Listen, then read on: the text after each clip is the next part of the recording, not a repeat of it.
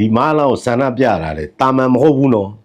်တာမန်ပုဂ္ဂိုလ်မဟုတ်ဘူးပညာရှင်တကယ်ကိုယ်စလေပညာတတ်ဟာလားဘွဲတွေအများကြီးရထားတဲ့ကိုယ်စလေကိုယ်တိုင်မားလောက်ဆန္ဒပြတာထပ်ပြောရရင်ဟာလားထိုင်းမှာရှိတဲ့ဒီမီဒီယာတွေမှာကဲဗီဒီယိုတွေတက်လာပြီနော်ပြည်သူတွေကိုယ်တိုင်ကသူတို့အစိုးရကိုဘာလို့မားလောက်လက်ခံတာလဲနော်သွေးစွန်းတဲ့လက်ကိုကြိုဆိုတဲ့အတွက်ဘာဖြစ်လဲမီဒီယာတွေမှာဗီဒီယိုတွေတက်လာပြီသူတို့ပြည်သူတွေကိုယ်တိုင်ဟာလား complain တွေတက်ပြီအဲ့တော့မားလောက်မထောက်ခံဘူးဆိုတာတယောက်တည်းမဟုတ်ဘူးနော်အများကြီးပဲထိုင်းမီဒီယာတွေကိုကြည့်လိုက်နော်ထိုင်းပြည်သူတွေကိုကြည့်လိုက်မားလောက်လူလားလားနဲ့ထောက်ခံတာလက်ချိုးရလို့ရတယ်ဒါကိုဖြူလုံးကဟာလားပေါက်ခဲ့ရပြောလိုက်သေးတယ်အဲ့လိုမျိုးဒီဆန္ဒပြတဲ့နေရာမှာသူတို့ရှိနေတယ်တဲ့ဒါပေမဲ့မသိလိုက်ဘူးတဲ့ဟာဘလို့ကြီးလေ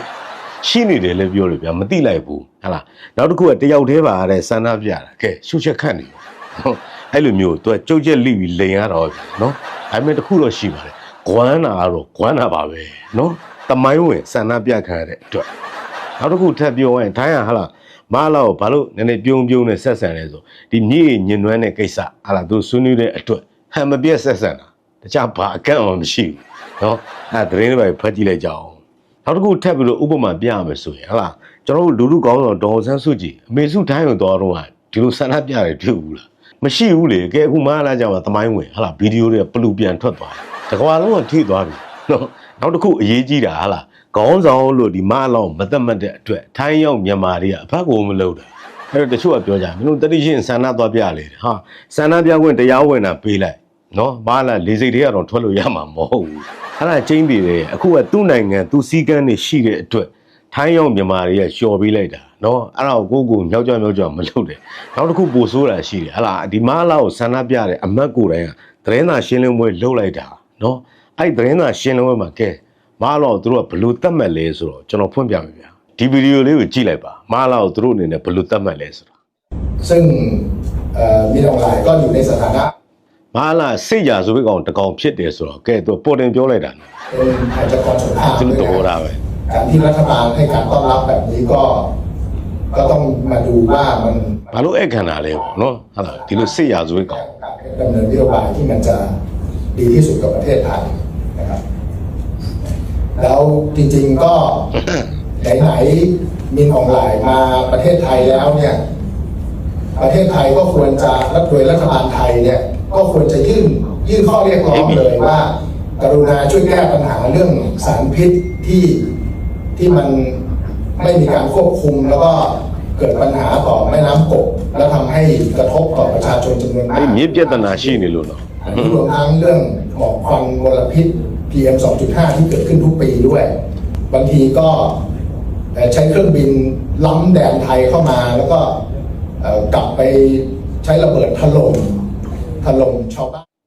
นသူတို့ပိုင်တဲ့တည်းကျူးကျော်ပြီးတော့ဟာလာသူလေးနေဝင်လာတယ်ဘုံတွေမှန်တာမကျင်းတဲ့ဘူးနော်အဲ့တော့ဟာလာထိုင်းမှာရှိတဲ့ဒီလိုကိုယ်စားလှယ်တွေနဲ့ထိုင်းပြည်သူတွေကမားလာကိုဘယ်လိုသဘောထားလဲဆိုတော့ကဲဒီဗီဒီယိုကြည့်ရှင်းသွားပြီစိတ်ရာဇဝဲကောင်ကဲနော်ရှက်တဲ့လဲသွားလို့ရတယ်ဒီတော့ဒီကိုယ်စားလှယ်တွေကဘာလုပ်လဲလဲမားလာရဲ့ဒီမျက်နှာဖုံးကြီးကိုခွာချပလိုက်တာနော်သူ့ပြည်သူသိအောင်လည်းမဟုတ်ဘူးတကဘာလုံးသိအောင်ခွာချလိုက်တာကဲအဲ့တော့သွားကျင်ဟိုကနန်ကြားနော်နန်ကြားကိုတားသွားခြင်းလေဒီလိုမျိုးကိုယ်စားလှယ်တွေကသတင်းစာရှင်းလင်းပွဲလုပ်ပြီးတော့ဟာလားစိတ်ရာဇဝဲကောင်တယောက်ဆိုပြီးတော့ပြောတာတယ်မပြီးသေးဘူးကြံသေးတယ်မားလောက်ဒီလိုဖိတ်ခေါ်လိုက်တဲ့အတွက်ဒီထိုင်းနိုင်ငံမှာရှိတဲ့တက္ကသိုလ်3ခုကကျောင်းသားတွေနော်အဖွဲ့19ဖွဲ့ကလည်းမထောက်ခံဘူးနော်ပြင်းထန်စွာရှုံချတယ်ကန့်ကွက်တယ်ဆိုတော့ကဲစာပို့တဲ့အဆင့်ရောက်သွားပြီအဲ့တော့ဖြူလုံးတွေ့ရင်ပြောလိုက်ပါနော်မားလောက်ကိုဆန္ဒပြတာတယောက်တည်းမဟုတ်ဘူးလို့နော်အများကြီးနော်ဒီသဘောတော့ရှိတယ်အဲ့တော့နောက်တစ်ခုရှိသေးတယ်ဟဟလားဒီစကားမှဘာလဲဆိုတော့ဒီမြန်မာတန်ရုံးသွားတယ်နောက်လို့ထိုင်းရောက်မြန်မာတွေတွေ့ဆုံတယ်ကြီးကျယ်ရှောက်ပြောတာနော်ဒီတန်ရုံးထဲမှာဟာလားဒီလိုမတဲ့ဘောမတွေလောက်ကိုခေါ်ထိုင်ပြီးတော့အမှပြည်သူနဲ့တွေ့တယ်ဆိုပြီးအကွက်တွေလာခင်းတယ်အကွက်မဆန်းဘူးရိုးတယ်နော်ဒီအကွက်တွေဆိုတာတခြားလူအကွက်တွေမဟုတ်ဘူးဒီရွှေကြီးတို့ဟာလားညိုကြီးတို့တုံးသွားတဲ့အကွက်တွေနော်အကွက်တဲ့အကွက်ဆန်းလေးလောက်ပါလို့ပြောပြလိုက်ပါလမ်းကြော်ရယ်နော်အကြီးကြီးရှောက်ပြောပြီးတော့ဘာဖြစ်လဲတိတ်တိတ်လေးနဲ့နေပြီးတော့ပြန်သွားတယ်နော်ဘိုးတော်ကဆိုရင်မားလာပြန်လာတယ်ဟာခါရဲတချင်းချင်းနဲ့လေးစိတ်ပါအခုတော့တချင်းချင်းတော့မလုပ်တော့ဘူးနော်ဘာကြောင့်လဲလေမိုတက်တဲ့ချိန်ပဲပြုံးတာလေမိုလဲရောပောက်ကွဲတာနော်ဟောဒီလိုလောက်ရတာဘာညာ तू အဲ့လိုပောက်ကွဲနေချိန်မှာ तू နဲ့ပါသွားတဲ့ဟာတွေခွေတယ်ချက်ကွဲပြီတွားချီကိုနန်ကြားဆိုပြီးသွားပြီဒီအချိန်နေဖြစ်သွားတာအဲ့တော့ तू မားလာမပိုင်မင်းနဲ့ဝက်မွေးတာနော် ပါသွားတယ်ဟိုဖြူလုံးဝတ်တကောင်လည်းမပြောဘူးเนาะဒီလိုပြောရတယ်ဒါအခုတော့သွားပြီမလားเนาะခုနပြောတယ်မပိုင်မဲနဲ့ဝယ်မွေးတာမဟုတ်သူကဒီမကြွမ်းမဲနဲ့တင်မော်တီတော့ထောင်းတာဟိုကိုစလေးကသူ့ကုတ္တီကိုလုံးလိုက်เนาะကုတ္တီကိုဖြစ်သွားနောက်တစ်ခုကတော့ဟာလာဒီထိုင်းကမြန်မာတွေကိုကူညီပေးတဲ့ရဲတယောက်ဆိုရင်ပေါ်တင်ပြောတာဘာပြောလဲမလားသူတို့နိုင်ငံညီကိုနင်းလိုက်တဲ့ဟာမကောင်းတဲ့စွမ်းအင်တွေဝင်လာသလိုခံစားလိုက်ရတယ်ကဲဟိုကပေါ်တင်ပြောတာဒါကြောင့်ဟာလာနေပြီးတော့တိတ်လေးနဲ့ဟာလာအရေးပေါ်ပြန်ထိုးလာအဲ့တော့မာလာအနေထားဒီကျွန်တော်တို့လက်ထိတ်ကအတော်ကြီးပြောသလိုပြောရမယ်ဆိုရင်နေရာလေးဘယ်မှလွတ်လို့မရအောင်ဟာလာဘယ်နေရာမှလည်းထားလို့မရအောင်စားမကောင်းရောင်းမဖြစ်ဆိုကဲအဲ့လိုဖြစ်သွားပြီနော်နောက်တစ်ခုရှိတယ်မာလာတဲ့ဒီနိုင်ငံသားတို့ဟာလာပြည်တွင်းမှာဒီအကြီးတွေပြောတာမဟုတ်သူနောက်လိုက်တွေလည်းအဲ့တိုင်းပဲသူနဲ့သိမ့်မကွာဘူးပြောတာကိုကြည့်လိုက်အောင်နော်မဖြစ်နိုင်တော့ရှေ့တန်းကိုဒီလောက်ပြစကားမှလွတ်သမျှခိန်တာဒါအားလုံးသိတယ်အဲ့တော့ဘာပြောတယ်မှတ်လဲဂျင်းထဲမဲ့အကွက်လာတာနော်ဘာပြောလဲဆိုတော့ဒီစစ်မှုတန်းတာဝန်ထမ်းဆောင်ပြီးတဲ့သူတွေကိုနိုင်ငံသားမှာအလုပ်လုပ်ခွင့်ရအောင်လှုံ့ဆော်ပေးမယ်စဉ်းစားကြည့်ဖြစ်နိုင်လားအဲ့တော့သူတို့လွတ်လိုက်တဲ့မြတ်ဘယ်နှယောက်ပြန်လို့လဲအဲ့တော့မဖြစ်နိုင်လိုက်လာမပြောပါနဲ့နော်မဖြစ်နိုင်တဲ့စပလင်ကိုကျွဲပြင်မှာပဲသွားဆိုင်လိုက်နော်အဲ့တော့ဆရာနဲ့တပည့်နဲ့တိတ်မကွာဘူးနော်အဲ့တော့လူယုံအောင်လိမ်မယ်ဆိုရင်လေဟာလားထပ်ပြောရမယ်ဆိုရင်ဒီတက်သားတစ်တွေကိုဟာလားဒီလောက်ထိုးကျွေးနေတာဗျာ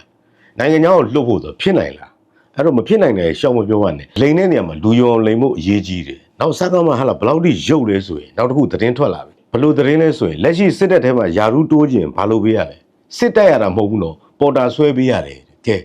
သူများတွေတောကရောက်မှဒီလိုယာရုရတာကိုလိုချင်တဲ့ကောင်တွေကလည်းရှိတယ်အဲ့ဒါလက်ရှိပဲဒါတက်ထဲကနေပေါက်ကြားလာတဲ့သတင်းတော့ယာရုတိုးခြင်းပေါ်တာဆွဲပေးရတယ်ကဲဘလို့ရုံပါလဲပေါ်တာဆွဲပြီးတော့ကဲသူတို့ရှေ့တန်းလွတ်တယ်နိုင်လားမနိုင်ဘူးအဲ့လိုမျိုးရုပ်တာဒါကြောင့်ငြိမ်နေတဲ့လူတွေပြောခြင်းနဲ့အိတ်မနေကြနဲ့ကိုယ့်အိမ်တကားကိုစကားမှလာခောက်လိုက်မယ်နော်ဟာလားဒါစေတနာနဲ့ပြောပြတာကျန်တာကတော့ကိုလုံးမှကိုရမယ်အပိုင်းဖြစ်သွားပြီเนาะခက်ကိုလုံးမှကိုစားမယ်ခက်ဟာလားနောက်တစ်ခုရှိတယ်ကိုပြေးမှကိုရှောင်မှကိုပြန်ချမှရတဲ့ခက်ဖြစ်သွားပါပြီဟုတ်တယ်စားကောင်းမှကြံသမျှကိုကျွန်တော်တို့ခံချမှရမယ်ဒီလိုစာမတက်ပေမတက်တွေကတော့လုံးပါပဲချင်းသားတွေကရုပ်ပါပဲဟာလားကျွန်တော်တို့စုစည်းဖို့လိုတယ်စီးလုံးဖို့လိုတယ်ညီညွတ်ဖို့လိုပါတယ်ကဲအခုဆိုရင်ကြည့်မိုးများလို့ရေကြီးတာထက်ရေဖောက်ချလို့ရေကြီးတာပိုများလာပြီနော်ဟာလားစစ်တိုက်လို့မနိုင်တဲ့အတွက်ဘာလို့လဲရေကာတာတွေကဟာလားဆယ်တွေကနေရေတွေဖောက်ခ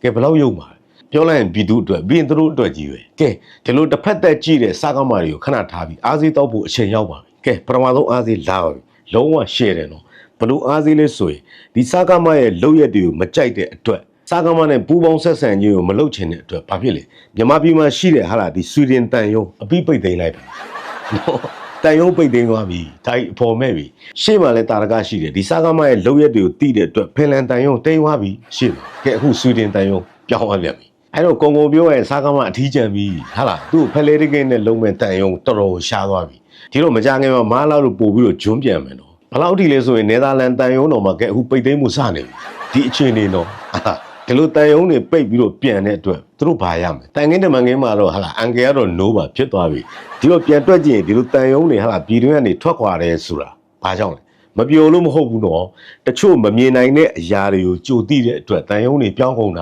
ာနော်ပြောင်းအောင်လားမကြခင်မှာစကားမှအတွက်အဖြစ်ဆိုးတွေလာတော့မယ်နော်အန်ရီဆိုးတွေအတိတ်ဆိုးတွေနမိတ်ဆိုးတွေလာတော့မယ်ဒါကိုသိတဲ့အတွက်ဘာဖြစ်လဲကြိုပြီးပြောင်းတာ